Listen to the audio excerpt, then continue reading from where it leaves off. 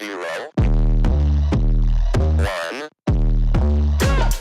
Let's get started. Hello and welcome to Beyond Top 10 Tennis. My name is Dr. Ashley Morgan-Berge and I am your host. If you're not familiar with my work or would like to learn more about it, head on over to AM8 International, the first tennis lab of its kind worldwide that is centered on delivering top 10 tennis rankings and is 100% backed by science. I'm the author of 13 books behind multiple theories and have been an elite coach for over 19 years, having worked with athletes around the world, Europe, United States through Australia.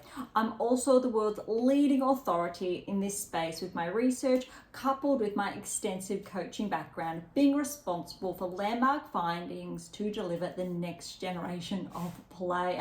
With new foundations this season of my latest release, My Tennis Black Book, Federer, Nadal, Serena, Djokovic, the 2025 season will deliver something new. So as always, buckle in and enjoy the ride. Welcome to another special edition of the Australian Open. We have all our quarterfinal results to touch on, which means we are covering days 10 and 11. So all, I guess, up until now, we've covered with our previous special editions, all other rounds. And you also recall the earlier episode that we did around the draw. So prior to the Australian Open kicking off, so those of you who have been tuning in, you're familiar with or what this blue book means, and how we've just been penning down some of the live results with the predictive analytics, but also there was somewhat of a bias there, so I will explain that and get to that later. So if you're not sure about that, please tune into or listen to our previous episode and the ones prior to, I guess, get a better grasp and depiction of that. So as always, look, if you've been with us for some time now, thank you so much. I am so grateful. We wouldn't be here without you. If you are new, welcome. As always, I'd encourage you to tune into early episodes. Even 12 months ago, our special editions of the 2024 Australian Open, not just how far we've come, but how we've been able to track the best athletes in the world over the past 12 months and more. I think we've been doing it roughly over 18 months now, Beyond Top 10 Tennis, going strong, over 140 episodes. So there's a lot there. Also, my latest release, number 13, My Tennis Black Book, actually incorporates some of our earlier episodes. You will see as a part of your weekly task. So in a way, it's almost you've got a bit of homework each and every week when you do listen to or read My Tennis Black Book in correlation with Beyond Top 10 Tennis, and it's a means of navigating all of my prior texts as a stepping stone. So not all of them, but the initial levels, if you like, and you've got 3 to choose from. There's a lot there, and that we will unpack in later or future episodes. I really want to stick to our special editions, even though it really did align with this release. It's actually about, it's been out for roughly 4 weeks, or maybe 5 weeks now, because it did come out just prior to Christmas. So if you don't have your copy yet, please do. You can grab it on AM8 International or Amazon, so irrespective of where you are based in the world. A little bit more about that later. All right, so we do have, recall all third round matches. We didn't essentially have the analyses do round of 16. We dived back into that. All quarterfinal results, we do have key analyses. Some are longer than others. There was, I will say, a bit of a crossover in some matches, different courts. So I wasn't able to capture every single set that did unfold, but I think I've shared or I've penned down some relatively solid depictions there. But also keep in mind, as always, these are rough notes, and I have made the decision to share these with you live to just see where I'm coming from as well. Not so much, we haven't really been focusing on, or I haven't, key metrics, analytics. We did do that in the earlier releases. So this is really unfolding, or how the matches did unfold essentially. So we obviously have 16 of these to go through, obviously WTA Tour, ATP Tour, all here today. If we do have time, we're going to have a look over here And I do have on the screen 2024 results, time permitting, or we will do that after the Australian Open wraps up. Purely because I was getting very curious about rankings, how players were tracking, players that obviously going to lose points because they haven't obviously made it to the finals. Zheng and Medvedev, for example, respectively as the finalists. The defending champions are both in. We do have new players in the mix that didn't make it to, say, the semi-finals last year. Noteworthy, and players that made the semi-finals last year and that have not tracked that far at the 2025 Australian Open. All right, so let's dive in. Again, special edition. So if you want more, I guess, the science, the nitty-gritty behind it, that's previous episodes, or our episodes will kick off as normal after the Australian Open again. All right, so we're kicking off with Gauff and Badosa. This was actually a really big upset. That said, I really want to draw your attention to how well Badosa's been tracking since this time last year. Ranked outside the top 100, finished the 2024 season really within reach of the top 10. Noteworthy, even though I believe Badosa's been as high as 2 in the world, that was a really big anomaly. It actually did not correlate with her Grand Slam results. She had never been, say, this stage of a Grand Slam before. And I've shared more about why those rankings have been skewed, especially the last few years.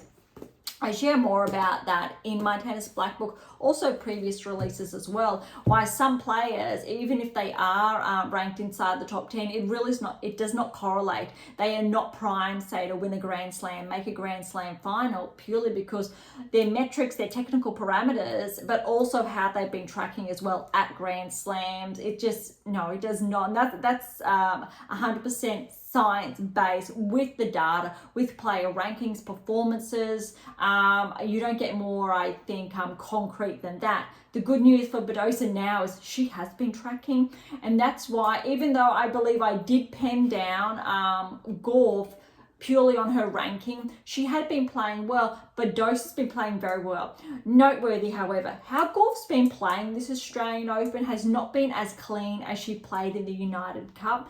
Also, not as clean or as incredible as she played in the WTA finals. So what this really talks to is that Gauff peaked at the WTA finals. She continued that trajectory relatively solid at the United Cup. And arguably, if she made potentially the finals, she would be a very big problem for the likes of Sabalenka in the semi-finals potentially, Swiatek in the finals then potentially, and that's really important because how she was been playing, how her level of play really was. But what we started to see around the round of 16 and this quarterfinals is that Gauff wasn't able to draw on that next peak performance, and Badosa was. Interestingly, both Sabalenka and Swiatek pulled on that next peak performance, had established that baseline. You could see they both went up a notch. That's what you need to do at the Grand Slam level. Noteworthy on the men's side, Sinner did the same thing. Djokovic did the same thing. Very impressive. We will get to that shortly. That said, I think none of these matches really went through without a really good fight from the other player. All right, so key notes on the Gauff and Badosa match. So bear with me. Here we go. Close first set, Badosa holds steady, good movement, solid metrics. Gauff has the errors of her forehand a little too low and wraps around her body, finishing slightly higher, causing her balls to miss their mark. So in that respect, she's not lowering that center of gravity, really pivotal there. And how she's wrapping the ball, causing the ball to drop more with obviously that taller height. Again, these are technical metrics backed by science. 5-5, Badosa plays a solid game and breaks Gauff to serve for the set. Gauff still setting the point and going for her shots. Sound metrics, but a few mistimed forehands have allowed Badosa to hold her end of the court. Gauff, backhand error at 30-all, gives Badosa set point and she makes the most of it, going on the offensive to secure the first set 7-5. really important here, noting how close that first set was. Badosa only really needed a very small opening and she took it. Again, we're seeing not the level of play we would expect from Gauff or how she had previously been playing leading into the Australian Open. Few more errors, wasn't able to find that next level with that rhythm. All right, Badosa breaks Gauff first game, second set. Few errors off forehand and backhand with multiple deuces. Note how Gauff isn't activating her lower body as optimally, and Badosa is pushing Gauff back, not allowing her to as readily use her angular movement. 2-all, second set turning point. Gauff looked like she'd regained form with 40-15 lead, then Badosa came back to break and then consolidates to make it 4-2 before another break. Badosa is steady, good metrics, and reaping rewards from Gauff's errors. Still playing solid, but misfiring for Badosa to get the advantage. Note that Gauff still goes for her shots. Very solid, still hits solid winners, but with the unforced errors and Badosa's consistency. This is why Badosa has the edge. 5-2, and Gauff plays one of her best games all set to bring it to 5-3, then holds serve to edge to 5-4 before Badosa serves the match. So Badosa, the key takeaway is that she was really steady, I think, throughout the match. Really clean, relatively tight knit. We weren't seeing, I'll say calculated risk there. Was still going for her shots, but not overly. Was able to force the errors from Gauff. It really was, I think, Gauff's match to win. And because of those, I'll say uncharacteristic errors, it really put Badosa in a position to reap the rewards. And we'll talk more about the semi-final opponent after we've gone through all of these quarterfinal matchups. All right, next we have Sabalenka and Pavlyuchencova. I don't know about you, but this was probably, my apologies, before we move on to it, Badosa Gauff an hour and 43 minutes, just for perspective, because this three-setter between Sabalenka and Pavlyuchencova was an hour and 53 minutes. So scorelines can be, or they're not always what they seem. So very obviously similar timings, even though one was 2 sets, one was 3 sets. All right, so again, I'm not sure if you were like me, but this was probably one of the most exciting matches this Australian Open. Seeing Sabalenka, Pavlyuchencova, I loved seeing how Pavlyuchencova didn't really let Sabalenka run away with it. Sure, first set a little bit, but that second set really turned the table, and that third set really was neck and neck until Sabalenka obviously got that break and was able to maintain that lead. So Sabalenka with that win there, 6-2, 2-6, 6-3. And just in case I didn't share, Badosa obviously got that win over Gauff, 7-5, 6-4. But this one, focusing on now how well Pavlyuchencova played, but Sabalenka really held her own there. Here are the notes for this match. All right, so solid start from both before Sabalenka took the first set, first break and held for 3-1. Got the double break to win the first set. A reversal in the second as Pavlyuchencova stepped up into the court. Both return points and ground strokes close to or inside baseline to get the double break and claim the second set. Third set, very brief those notes for the first and second. One, because it really was they flipped the table, but two, I was glued watching this match, so I wasn't taking as many notes because it was, I personally found it a very exciting match. All right, third set, Pavlyuchencova got the early break, long service game to consolidate, and both players neck and neck. Sabalenka breaks back to keep it at 1-all. Noteworthy, Pavlyuchencova is the player with the higher frequency and optimal performance parameters at this stage, with Sabalenka close, but the one slightly tall at times that draws the error. Pavlyuchencova breaks again to take a 2-1 lead, going for her shots, keeping on the offensive, pushing Sabalenka back, winning by playing Sabalenka's own game. Double fault and unforced errors from Pavlyuchencova allow Sabalenka to break back to 2-all. That's really all it took. Sabalenka holds to take the lead for the first time since the first, 3-2. Pavlyuchencova holds for 3-3. Before Sabalenka holds for a 4-3 lead. Final breaker serve for 5-3. Allow Sabalenka to serve for the match. Pavlyuchencova played at the level of a top 10 player and without a doubt is top 15 status, while Sabalenka showed a clear weakness and opening on her on how to push her out of her comfort zone and take the advantage, with Pavlyuchencova coming incredibly close. Really important, it was the conditions. It was really windy. I had not seen Rod Laver this windy, I think, all Australian Open. Obviously, the follow-on match was the Alcaraz Djokovic, and you could also see it was challenging conditions there. Personally, I saw a lot more wind during the Sabalenka-Pavlyuchencova match. That doesn't mean to say that there wasn't obviously the same amount for the following Alcaraz Djokovic match.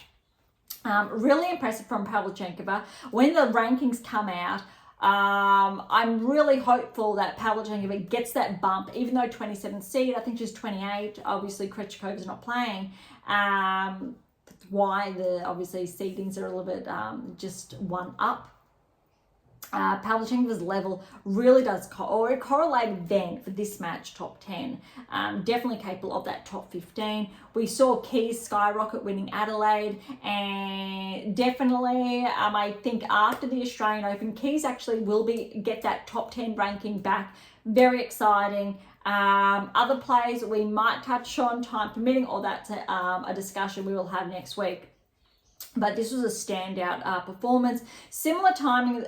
Look, the Gauff Badosa, the time-wise, shows how close it really was. This one, I think, also shows almost 2 hours how close it was. It was really neck and neck. There was a lot of exciting tennis. There was no one-sided whitewash. And it was really, really, I think, solid. And we could see... I'm not going to say Sabalenka was able to lift her game necessarily. First set, yes, she found it, but I think she was able to hold on in that third set, just tightening her game with less errors. And I think that really was the key difference that got her over the line. All right, the next quarterfinal one we are going to touch on, and that obviously was on day 11, is the Keys and Svitolina one. This was really exciting, similar time as well, an hour and 53. So all of them, I believe, are under that, obviously, that 2-hour mark, but they were relatively, I think the score lines didn't tell the whole story. Okay, so Keys and Svitolina, 19th seed, 28th seed respectively. 3-6, 6-3, 6-4 to Keys. And if you haven't heard, it's actually Keys made her first semi-final, I think, in Australia 10 years ago. And we know she's had like different lulls, but I'm pretty confident within that 10-year period, Keys has always maintained, if not that top 20 ranking, top 25, top 30 without a doubt. A lot of the time she's been just outside the top 10, in top 10, inside the top 20. She was 19th seed. She is 14 in the world. Obviously will be top 10 after the Australian Open, but she's been one of the most consistent players, I think, over the last 10 years. Definitely probably within the top, say, 6 or 7 players as far as that consistency is concerned. Svitolina is definitely up there as well. Probably edges past Keys in respect to that level of consistency over the same time period. I think both of them, similar age, etc. Played juniors together, have had a lot of matches over the years. But look, really exciting tennis, I think, from both players. More errors from Keys in that first set. I think Keys just reined it in, but as the scoreline shares, it was so close. So I'll get straight into the notes for the Keys Svitolina match. All right. 3-4, Svitolina breaks Keys' serve to go up 3-5. Then serve for the first set, Both are relatively level in their metrics. However, Svitolina has the more solid base. Svitolina is the one who appears to be stepping up and taking the ball early, ensuring her contact zone remains optimal. Keys is solid, but not as consistent at this stage of the match. Second set, Keys had the chance to go up 3-1, but Svitolina fought back down, break points to keep it at 2-2, before Keys then took it to 3-2, with another chance to break Svitolina, and this time did 4-2, lead with the momentum in her favour, holds for 5-2, then Svitolina holds for 5-3, and Keys serves out the second set, just showing how close it was, and really just one break between them, both in the first and second set.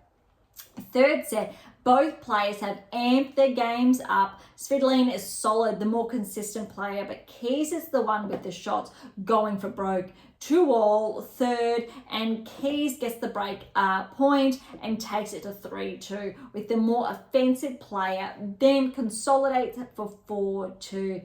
Keys is the player stepping into the court slightly more. Svitolina is still packing a punch with her ground strokes. No easy games for either player. Svitolina with slightly more errors that has given Keys the window to take the advantage. Svitolina isn't going anywhere, making it 4-3. Both players hold to bring it to 5-4 as Keys serves for the match. So I think, as you can see there, it was really just, I think, that one break in the third, and again, shared by the duration of the match, it was neck and neck. Almost heartbreaking for Svitolina. I think she arguably is one of the best players on tour that hasn't made a Grand Slam final. Definitely deserving. I'd love to see her make one this season. We know, I think she got to the semis at Wimbledon last season. Would be awesome to see her maybe go one better. I'm not too sure if she has the game, or depending on the other player, to win a Grand Slam, especially if you have the likes of Swiatek, Svitolina, Gauff in the mix, or Pavlyuchencova. So, but I think Svitolina has her own weapons from a consistent base that potentially she can, but she just needs to, I think, have a chance to get to that stage. Similar with Keys, she has a really big task next, but maybe if it's not in Australia, maybe it'll be US Open, obviously her game favouring hardcourt service. All right, the last of the women's quarterfinals, Swiatek and Navarro. This was huge. Look, the scoreline definitely does not tell the whole story. 1 hour and 29 minutes. Just for perspective, a lot of, I think, Swiatek's matches, all of them straight sets, were done in less than an hour or just a bit more. Navarro obviously was able to stay out there for almost half an hour longer, and it's top 10. And this was the toughest quarterfinal on paper, with two top 10 players facing off against one another. Swiatek with the win, 6-1, 6-2. Was absolutely brutal. Probably the best I've actually seen Swiatek play, not just in Australia, but I think in the last 6 months, more so than winning the French is one thing, but probably the best I've seen Swiatek ever play on hard court. It was really brutal. Navarro definitely didn't play her best tennis, but also Swiatek just kept pushing her back, moving her around, didn't give Navarro an in. All right, lengthy notes here, so bear with me.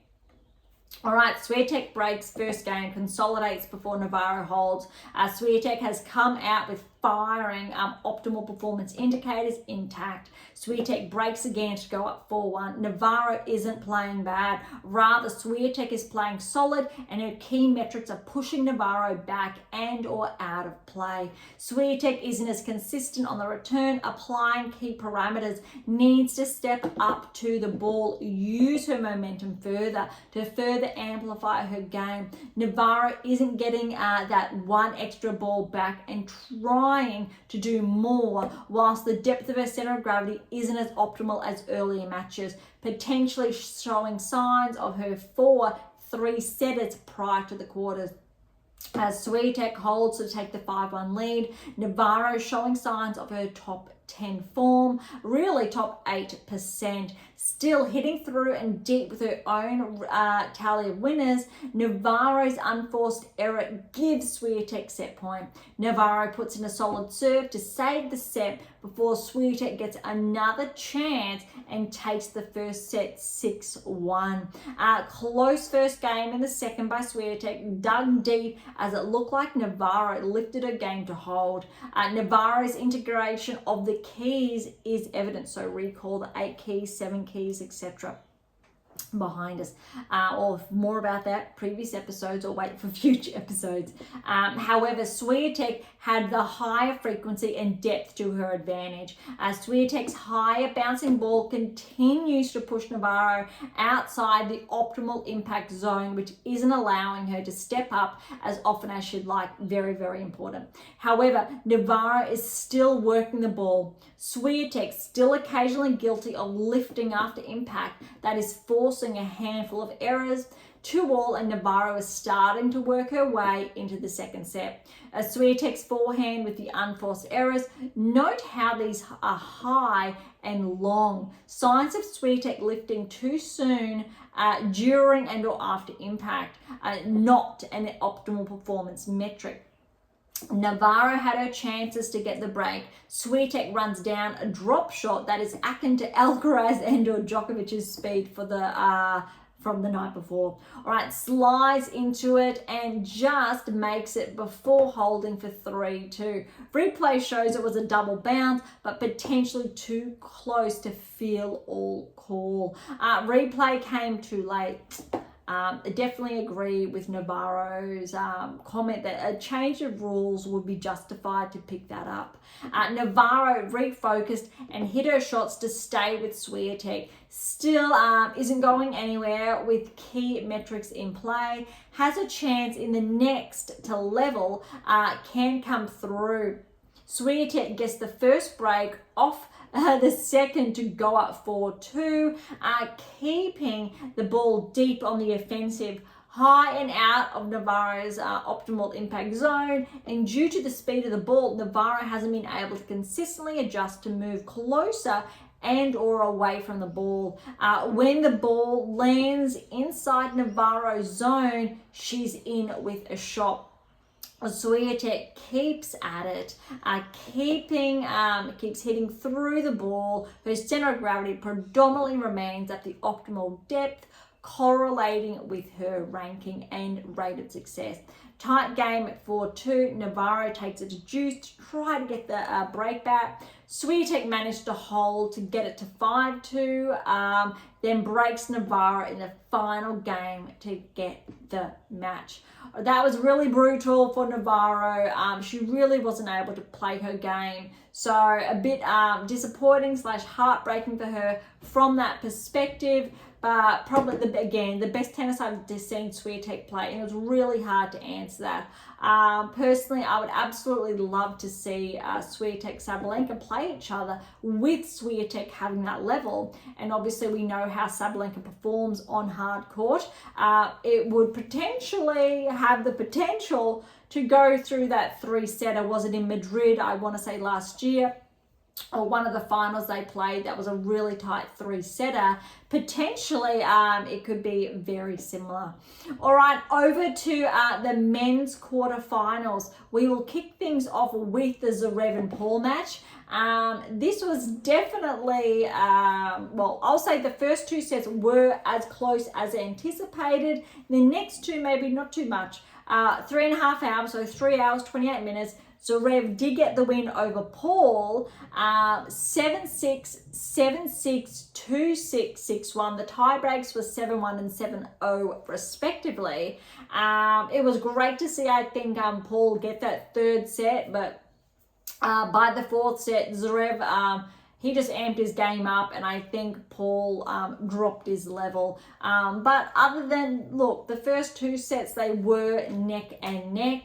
But it was obviously, we knew as far as the data, it was going to be very hard for Paul to get through. He would have to play his best tennis, essentially like he played the 3rd set all throughout the match. But again, Zverev made it very, very difficult.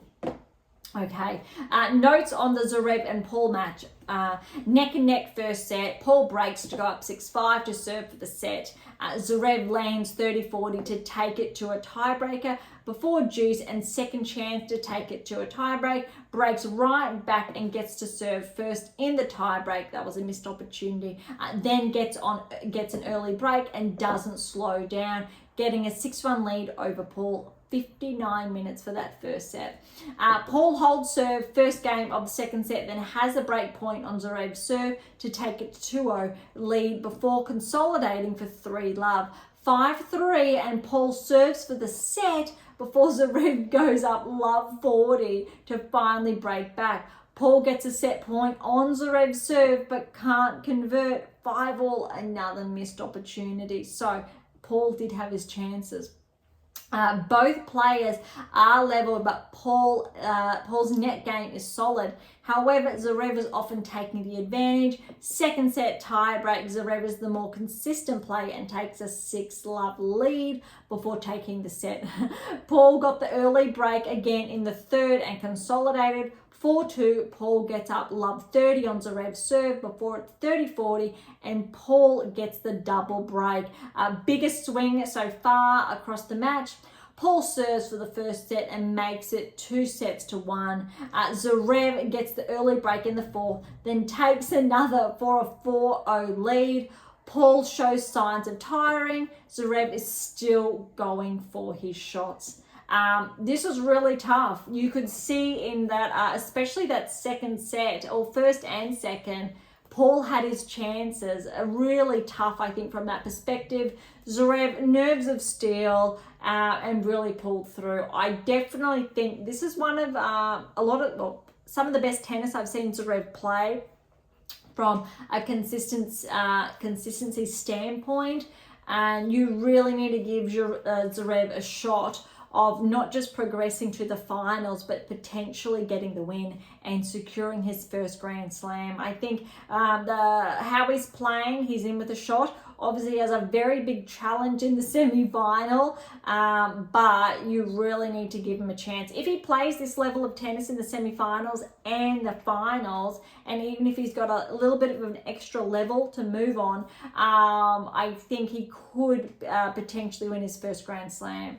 We'll get to that later. All right, the next one, because this is it, the winner of this one is his opponent, is the Alcaraz and Djokovic match. Again, windy conditions. It was played after the Sabalenka Pavlyuchencova match. 3 hours and 37 minutes. So actually a very similar time frame as far as the Zverev and Paul match went, even though the scoreline suggests maybe a little bit different. You need to remember Zverev, Paul, those two brutal tie breaks.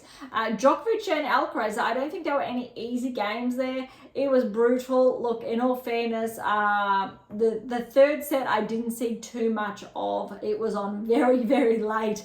But the first 3 sets were huge, especially with Alcaraz. I think winning the first set probably was as anticipated. Second set and even was probably anticipated with Djokovic, but the third set was the surprise, I think, because leaning towards Alcaraz there, securing that, and then the fourth, but it was the reversal. So Djokovic with the win over Alcaraz there, 4-6, 6-4, 6-3, 6-4. Again, another match I was glued into, so notes aren't as lengthy, but here we go. Djokovic goes up 2-0 with an early break before Alcaraz gets the break back and levels at 2-all. Next thing you know, Alcaraz gets the break at 4-5 to serve for the set, and Djokovic sees his thigh hamstring attended to, then comes out in the second to hold, and then breaks for a 2-love lead, like the first set, before consolidating for 3-love, before Alcaraz works to level it at 4-all until Djokovic gets the break, then secures the second set. Both of these sets I feel as though went very quickly. They just needed a slight gap or slight lull from the other player, and then respectively lifted in first, second sets. All right, third set. 3-2 third, and Djokovic gets the break for 4-2 before Alcaraz breaks right back for 4-3 before Djokovic breaks again to take a 5-3 lead and serve for the third set. Alcaraz gets love 30 before Djokovic gets set point and takes the third. Neck and neck game of who can force the error and who has the unforced errors. Alcaraz using his drop shot whilst Djokovic is quick on his feet with that one extra shot. Again in the fourth, Djokovic gets the early break and keeps it at 4-2 before another break point, one of the longest points of the match before Alcaraz makes it 4-3. Both hold their serve to bring it to 5-4 before Djokovic serves for the match. Alcaraz unable to get the break back in the fourth. Djokovic is simply rock solid and matching Alcaraz. Some of the best tennis both have played this Australian Open without a doubt, pushing each other to the brink with Djokovic coming out on top ever so slightly more than Alcaraz. It really was, I will say, a very, very close match. As far as the data is concerned, analytics were concerned, edging towards Alcaraz purely because he's the third seed, Djokovic 7th seed. We know how well Djokovic plays at the Australian Open. How I think Alcaraz played his round of 16 match, we did not see that type of tennis from him in the quarterfinals.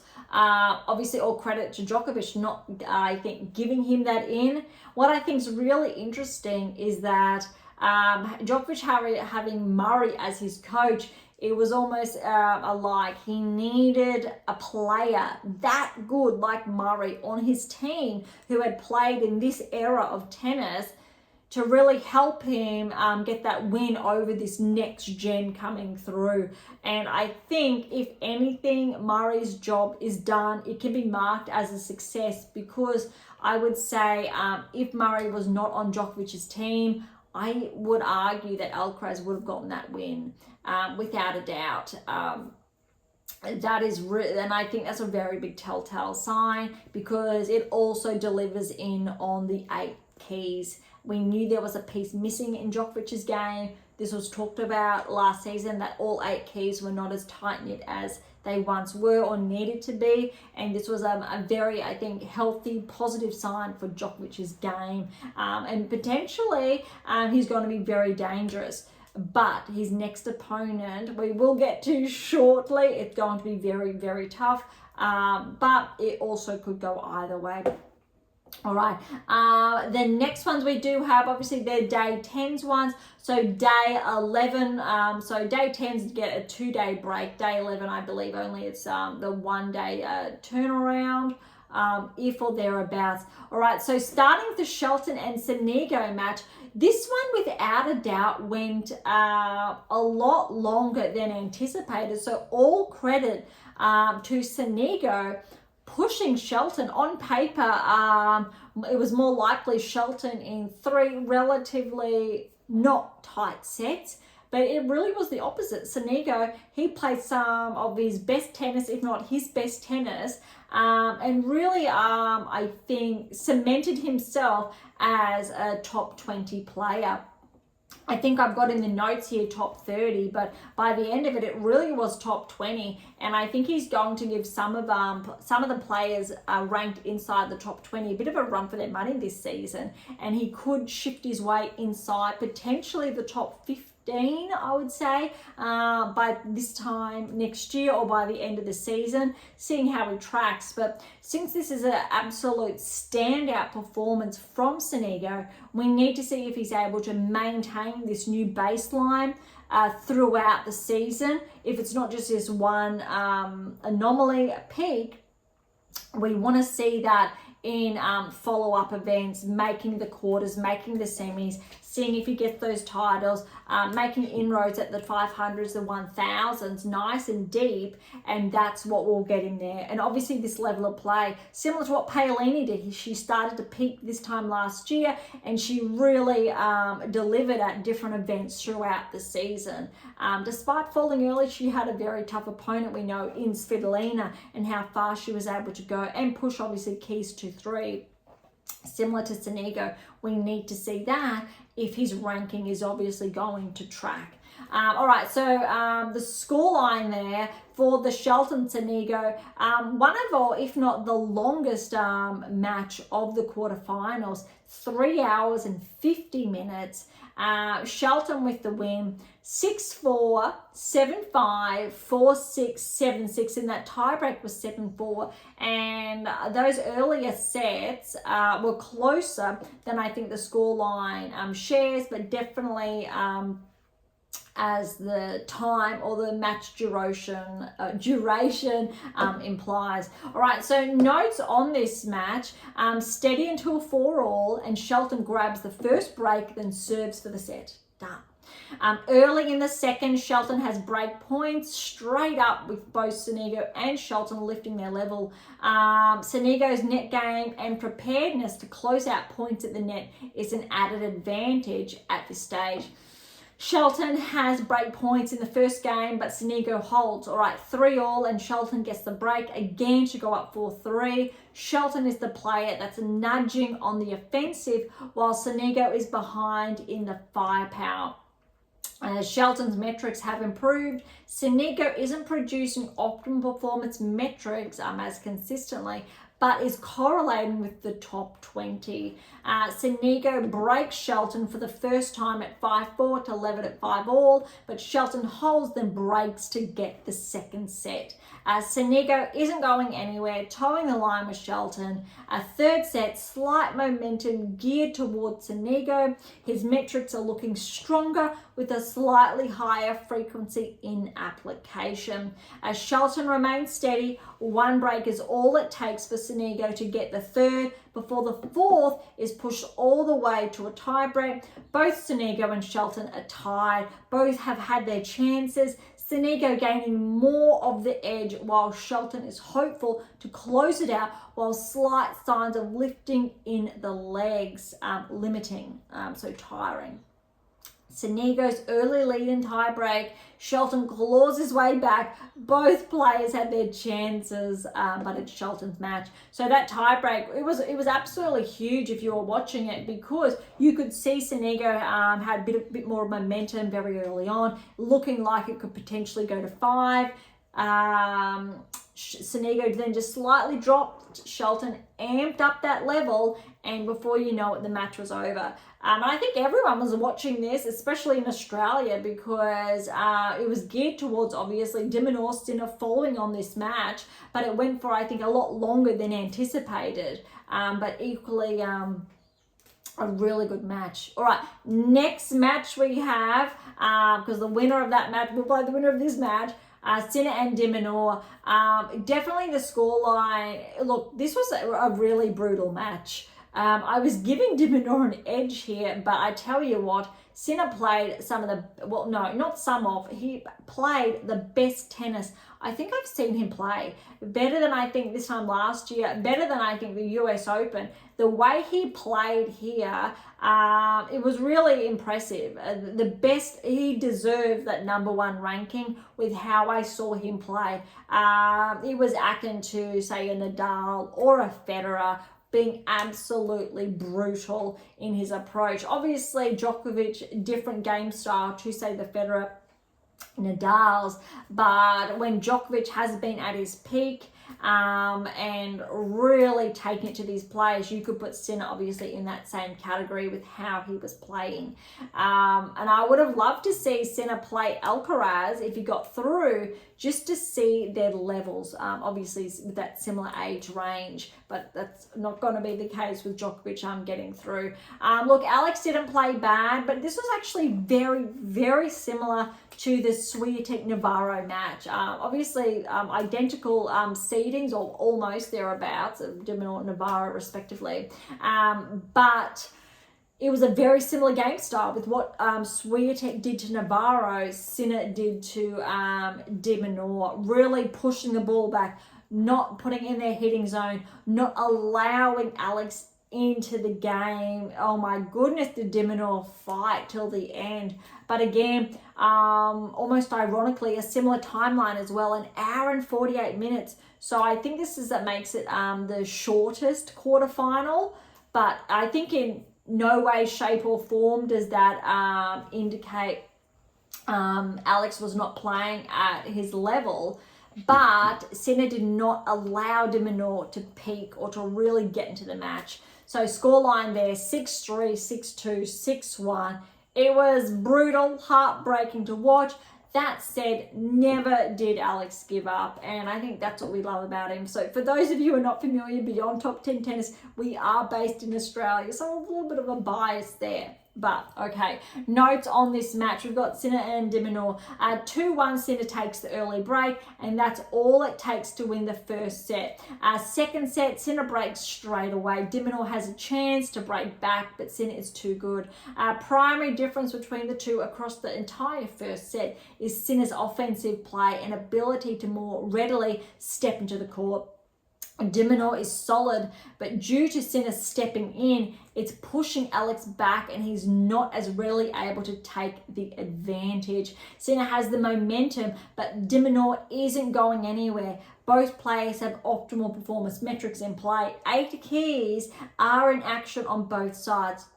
Remember my last release, not recent last, how to develop a top 10 tennis ranking, the power of the 8 key, the right there. Okay. 8 keys in action. All right. Lowered center of gravity with key performance indicators on display. 3-1 in the second, with de Minaur serving to keep just one break between them to make it 3-2. But Sinner is relentless and continues to keep Alex at or behind the baseline as he drives the ball deep and continues to make de Minaur reach wide and takes the second break. 4-1 before consolidating for a 5-1 lead. De Minaur holds for 5-2 but can't manage to get the breaks back. Sinner takes the second 6-2. Third set, Sinner breaks straight away, putting the pressure on Alex, and he goes for the lines. A little too much over hitting slightly has been the primary cause of Sinner leading, with Sinner playing a more tighter and clean game in contrast to de Minaur. Sinner holds and breaks again to go up 3-love, playing clean tennis and hitting the winner or forcing the error, moving into the court, momentum behind him. Both his kinetic chain and elastic energy are in full force. De Minaur isn't playing bad. Sinner isn't giving him any openings or balls to step up on.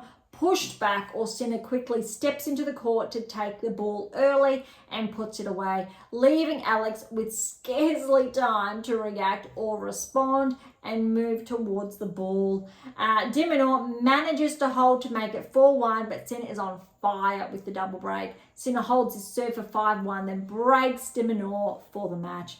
Best tennis played by Sinner this Australian Open, baseline lifted. So we saw how well I think Sinner was able to play against Rune, for example. And Rune played some really good tennis. This was not just next level, probably 2 more levels beyond that, how well Sinner did play. It was really, really impressive, and definitely you need to put Sinner in with potentially defending his title if he's able to play the same level of tennis. It's going to be very, very interesting. All right, so let's have a look at the draw. WTA, then ATP Tour. So quarterfinals we've done. So semifinals, Sabalenka, Badosa, Keys, and Swiatek. So look, as far as we'll get back to the book now here. Sabalenka did make it through her round tick, and we've got Swiatek as well. Others didn't really pan out, but we did Badosa and Keys, and obviously they're the 2 players ranked outside the top 10. Badosa obviously a lot closer. After Adelaide, Keys is actually 14. Badosa's ranked 12. But 11, 12, I'll leave it at that. But look, on paper, as far as I think we did say, we said Swiatek would get through tick. Swiatek, we said Keys over Svitolina, other way around. So crossing that out, because Keys did get through. Sorry, I said Svitolina potentially, but it was very close. Gauff favoured over Badosa. Badosa blew that away. Good tennis, which I'll get to shortly, but Sabalenka was favoured as well. So we'll say that's a 50-50 there. Due to, I'll say, not the data, we were looking at, I think, how they had been playing previously, not just this Australian Open. Look, what's really important to note against the first semi-final, Sabalenka Badosa. Badosa has played Sabalenka, I recall, twice last season on hard court, and almost Badosa won against Sabalenka. It was either Indian Wells, Miami, one or the other, and there was also ones after. I think there was a clay one. But Badosa on one of them, where it was very tight, she had to withdraw from with her back playing up again. And that's why it's so impressive that she's been able to regroup and recover and still progress in the rankings. She's done the rehab. She has been through so much, I think, doubt, pain relating to those injuries, which I empathize with wholeheartedly. Look, if Sabalenka plays the level of play she played against Pavlyuchencova, and if Badosa plays her level against Gauff, it's probably neck and neck.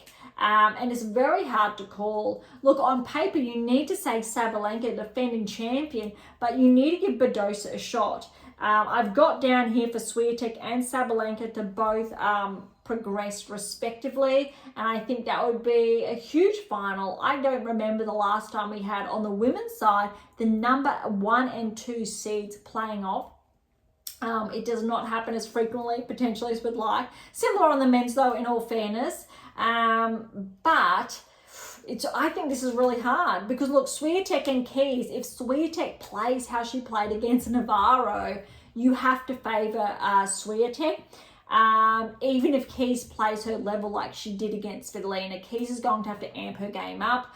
If Swiatek drops her level, Keys has a shot. We all know on paper it's Swiatek and Sabalenka to progress, but I'm not going to be surprised actually if Badosa gets the win over Sabalenka. We know they're very good friends, and then for Swiatek to get through. This is tough. I do have Swiatek and Sabalenka, but this is a really tough one. But I did this with the Sinner de Minaur, and I've been proven wrong because Sinner was absolutely too good. But I'm actually going to cross out Sabalenka and put Badosa, because maybe it is going to be third time lucky for the win there. And then I'm actually going to put Swiatek if she maintains her level. If Swiatek plays or continues to play how she played against Navarro, I believe she's going to win the Australian Open. However, if Swiatek does not play that level, obviously Keys has a shot. And then let's see, and again, Badosa, if she plays like she has been able to play against Sabalenka in the past, I think she has a shot at winning. So I'm pinning it down. They're a very small chance, but still. But on paper, it is Sabalenka and Swiatek, and potentially then Sabalenka. But the level Swiatek played against Navarro was so impressive. You need to really, I think, favour Swiatek for the title. All right, so that is that. Over to, I think, the noteworthy, all 4 players are seeded here. 2 top 10, 2 outside the top 10. On the men's side, then, when we're looking, we actually have 3 top 10, 1 outside the top 10, all seeded. So that's interesting how that panned out, because as far as the quarters were concerned, it's because Gauff fell. All players were seeded. We had 1, 2, 3, 4, but that was a 50% say churn rate, which was maybe a 75 if Gauff got through, but 2 top 10s playing was never going to be a full 100% there. And as far as the men's are concerned, again, Sinner de Minaur was never going to be 100%, but we had 2, 4, 5, so potentially 4 were always going to get through. But again, Alcaraz, Djokovic were 2 top 10s playing, so the best we were going to have was 3, and we got 3 through. Sinner, Shelton, Djokovic, Zverev, respectively. As far as we penned down, I did say Sinner, but I crossed that out and put Minaur there, so we need to cross that out and put Sinner. He just played exceptionally well, the best tennis he's played all year so far. And we did have Shelton there. We actually had Alcaraz, but we saw how well Djokovic raised his level, and then Zverev to get through there. So again, a 50% due to, I think, a little bit of a bias there that I did confess to prior, a bias towards, obviously, Svitolina. Gauff was playing well, though, and obviously the bias towards how de Minaur being an Aussie. So, look, on paper, you need to have Sinner progress without a doubt. How he played, and on paper, actually, this is tough. Let's put Djokovic down, because it is, again, if we want to say on paper with how well Djokovic has been able to play. But quietly, I want to give Shelton a shot. Like I said with de Minaur, I want to give him a shot with if he's able to serve, but Sinner's so good on the return. So I'm talking out loud. I'm sharing that really, the tinkering out loud. I still think Sinner will progress to the final. And I also think Zverev has a very good shot over Djokovic. So much so, I think I'm going to, believe it or not, cross Djokovic out, put Zverev down, and probably to surprise everyone, put Zverev to potentially win the title. That is very tough. It's really leaning all towards Sinner. Next in line, it's probably leaning towards Djokovic. But I think I want to give Zverev a shot. He hasn't won a Grand Slam. He's been to, 2 finals now. Maybe it is 3rd time lucky for Zverev, because he's been playing very good. Was able to get those tie breaks against Paul. He's been very hard to break. Mind you, Paul did do that in that 3rd set twice, which means Djokovic more likely will be able to break Zverev as well. I believe I'm going to say Djokovic has a winning record over Zverev. But I think just to be interesting, let's see. And on all transparency, you can see my you'll have to zoom in, but how the names are there, how I have crossed them out, and again over the page. But also, it's really close. Again, on paper, data says obviously explicitly Sinner, Djokovic and Zverev are going to be very, very close. If Shelton gets the win over Sinner, that's a very big anomaly. But you need to give Shelton then that finalist.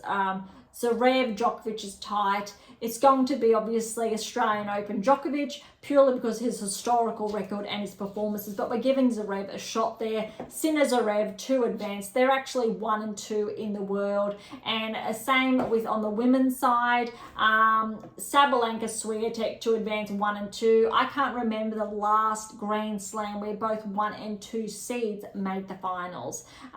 That's literally a dream come true for the organisers. But I'm going to give, again, similar how I'm giving Zverev a shot over Djokovic, I'm going to give Badosa a shot over Sabalenka, because their previous meetings last season, or 2 of that I'm aware of, were very close. I need to give Swiatek through to the finals because how well she played against Navarro. Keys is absolutely in with a shot, but if Swiatek plays her level, it's going to be tough. Noteworthy, Keys actually is comfortable on the higher balls, which means Swiatek is really going to have to use the angles to her advantage, and if she can do that, she will. If she, however, hits more so down the court, it could go to 3 and Keys could get the win. Badosa, Sabalenka, Badosa needs to lift her level, not just how she played against Gauff, but 1 step more, which I believe she's capable of finding that next level.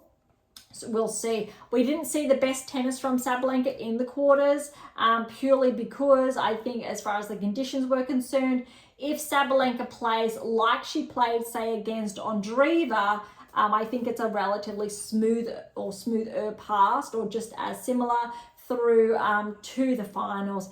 If Swiatek, Sabalenka do play one another in the finals, I think it's going to come a lot down to the movement, angular movement, who's stepping up to the ball, who's taking it early first. And with how Swiatek's been playing and her opponents, I want to give Swiatek the edge there over Sabalenka. Maybe 3, but I'm not going to be surprised if it's straight sets win to Swiatek over Sabalenka. For Sabalenka to get the win over Swiatek, Swiatek's level's going to have to drop.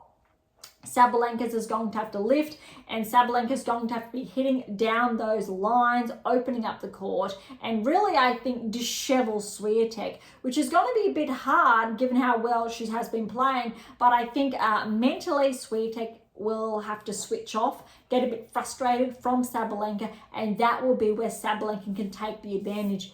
If Swiatek remains solid mentally on court, hits her shots, she's definitely in with a chance. All right, so as far as the men's then are concerned, if we're saying Sinner's going to get through, let's say Zverev gets through, Zverev's going to have to hold his serve, not allow him to break, take the opportunities on the serve. They're going to be almost neck and neck. I want to give Sinner the edge on the returns, however. But look, Zverev, maybe. We know how well he can play and just remain in the point. But first, I think for Zverev to get the win over Djokovic, just as steady. Let's see how I think Djokovic's thigh is, but we've seen this previously, him recover, make to the finals of Wimbledon after having surgery. It's almost hilarious. So ruling any injuries out, because Djokovic, he can still play his best with a bit of a niggle there. Sinner, Shelton, even if Shelton's serve is on, I think Sinner's return game will be responsible for those breaks, say in a tie-break scenario. Djokovic, Zverev, you could almost say that Djokovic's return game would be responsible for the breaks in tie-breaks as well. So by that logic, we're seeing Sinner and Djokovic progress. If Sinner plays against Djokovic, how he played against Minaur, it's his game. If Djokovic plays against Sinner, how well he played against Alcaraz, it's Djokovic. Those two are going to be neck and neck. And also, I think if Zverev progresses, Sinner, it's going to be who has the most effective return game, who's stepping into the court and taking the ball early. Early signs are indicating, obviously, Sinner. But I also would love to see new champions in Swiatek and Zverev respectively, both number 2s in the world. But also I think it would give Swiatek the number 1 ranking back potentially, or should be very close. And Zverev, given that he is number 2, he would be able to close the gap on Sinner. However, Sinner will maintain that number 1 ranking. All right, that's a lot, but we have, I think, given that analysis.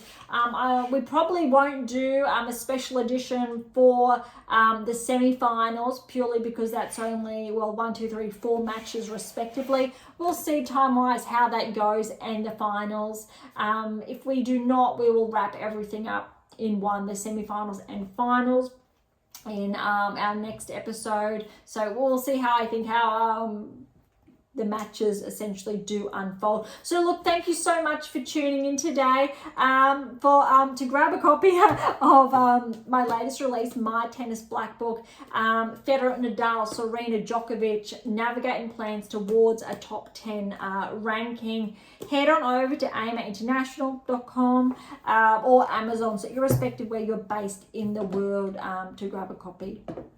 Any comments or questions, head to AM8 or Topic Thread, or leave comments directly on YouTube or Spotify. To interact with Beyond Top 10 Tennis, catch up on our blogs, or sign up to my newsletter, all links in the episode notes, as well as how to access Pink Octopus books to Spruik.